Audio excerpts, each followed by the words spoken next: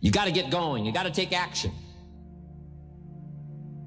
The disciplines is the miracle process. And here's how to get the miracle of your future going as far as disciplines are concerned. Number one, do what you can. You might go home and set a whole new pace for yourself, and we call it cleaning up neglect. Should walk around the block, could walk around the block for your good health. Don't walk around the block. See, you're on the wrong track. Should read, could read, don't read. On the wrong track. Should call, could call, don't call. On the wrong track. Could change, should change, don't change. You're on the wrong track. Letters you haven't written, conversations you haven't had with your family, somebody you should sit down with when you get back home, get that job done. Don't let neglect destroy your days, destroy your life, and destroy your future. Go back and do what you can. Here are the three components that will allow you to create the mental habit of being happy the majority of the time and winning in every circumstance that you encounter. The first aspect of this is to not allow any outward experiences to influence you about how you think about yourself. You do this by changing the way that you react to circumstances. Instead of being a participant in the circumstance, be apart from it.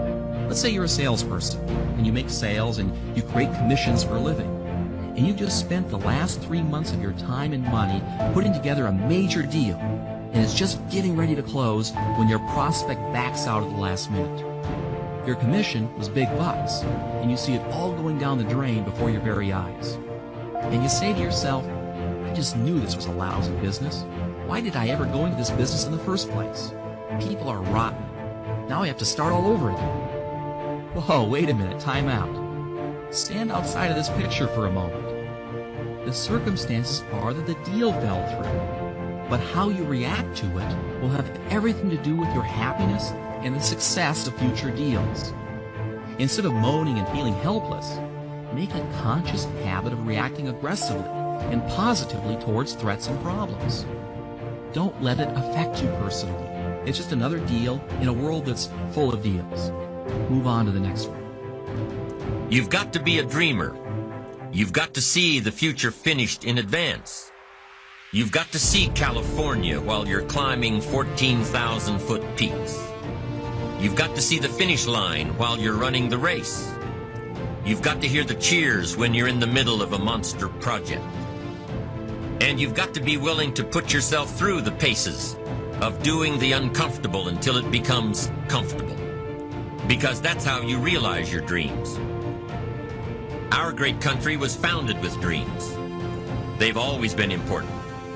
Dreams are what caused thousands of people to leave their homes and families and start over in a land where anything was possible.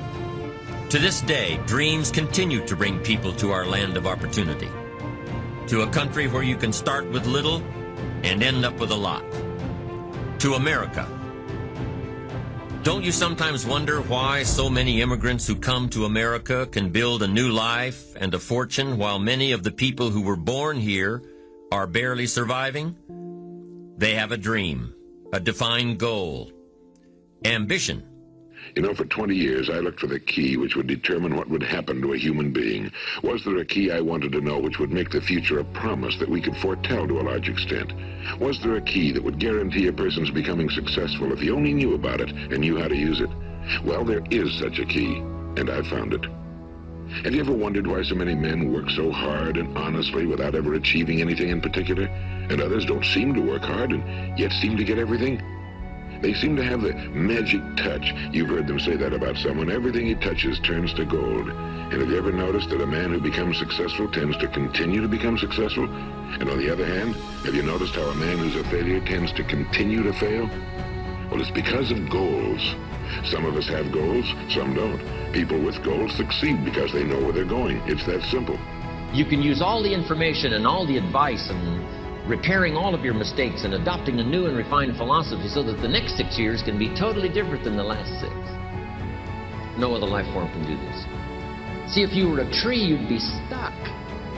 As a tree, if you used up all the nourishment that was around you and you couldn't change location, see, you would die. But that's not true. Human beings can change location, go north, south, east, west, live here for a while, live somewhere else for a while. So that's a note to make. You can greatly alter the course of your life. Now here's the next note to make. 5 years from now, you will arrive. The question is where? This is for mature people now. If you keep up your present disciplines and keep up the present pace that you're on, where will you be in 5 years? Boy, it's easy to say, hey, I haven't really thought about that. So now make this note. In 5 years, here's the probability. You will either arrive at a well-designed destination or an undesigned destination. Well-designed or undesigned. And I promise you, 5 years from now, you really don't want to arrive at an undesigned destination. Because you may very well wind up wearing what you don't want to wear, driving what you don't want to drive, living where you don't want to live, maybe doing what you don't want to do. Simply because you didn't design a better destination. So some of you are going to experience a breakthrough. Some of you are going to go back and look at your dreams and brush them off. Some of you are going to begin to look at yourself and say, hey, look here, I know I have not done all that I can do. Whatever goal that you have in mind, I want that to be a goal that will challenge you, something that will make you stretch. It was Osborne who said, unless you attempt to do something beyond that which you've already mastered, you will never grow. What is it that you looked at some point in time and you decided that you couldn't do it, that you talked yourself out of it? Whatever it is, bring it back out there. How are you going to do it? That will come to you in due time. See, you don't get in life what you want, ladies and gentlemen. You get in life what you are, not what you want. And see, the good news is that we can always become more by working to develop ourselves. So the first process of making this your decade, you've got to begin to take a look at your life and look at where are you right now? What are your strengths? What are your weaknesses? What gives your life a sense of fulfillment, a sense of joy? What does a full, rich life means to you? Happiness is a joy that most often comes as a result of positive activity. Like wealth, it too has a wide variety of meanings and interpretations. Happiness is both the joy of discovery and the joy of knowing. It is a result of an awareness of the full range of life, the color, the sound, the harmony. And it is the joy that comes from designing a life and practicing the fine art of living well. Happiness is being able to explore the offerings of life by perception, response, and enjoyment. Happiness is both receiving and sharing, reaping and bestowing. It is being able to feast on harmony as well as food, on ideas as well as bread. Happiness is freedom from the negative children of fear, such as worry, low self-esteem, envy, greed, anger, resentment, and so on. Happiness is an awareness and a grasp of the positive power of life and loving values. It is an order of thought, activity, and lifestyle. Happiness is values in balance. It is contact with people of substance. Happiness is contentment with the tasks of your life. It is thought inspired by, organized with, and rooted in your personal philosophy.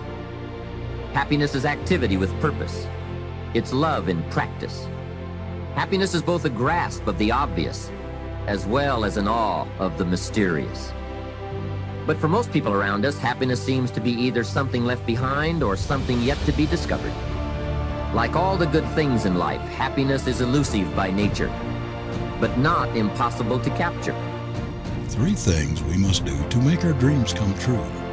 Visualize our desire, concentrate on our vision, work to bring it into the actual. The implements necessary for this are inside of us, not outside. No matter what the accidents of birth or fortune, there is only one force by which we can fashion our life material: mind. The bee and the snake draw material from the same plant. One transmutes it into deadly poison, the other into delicious honey. The power that changes the stuff into new substance is within the bee and the snake. Of 2 boys or 2 girls in the same wretched environment, one picks up an education, trains him or herself for place and power, while the other grows up a nobody. It is all in the boy or the girl. Each has similar material to work in. One transmutes it into gold, the other into lead. It's necessary that you seek out other people who think like you, who are growing, who have decided that they are not satisfied with where they are. See, I don't believe that necessity is the mother of invention. No, necessity, in my opinion, is not the mother of invention. Refusing to accept things the way that they are is the mother of invention. You decide, I'm not going to settle for this. This is not going to be it for my life. I deserve more than this. See, that will start making you do some stuff. See, a lot of people go to work every day miserable, and all they do is just talk about how miserable they are. But they don't do anything about it.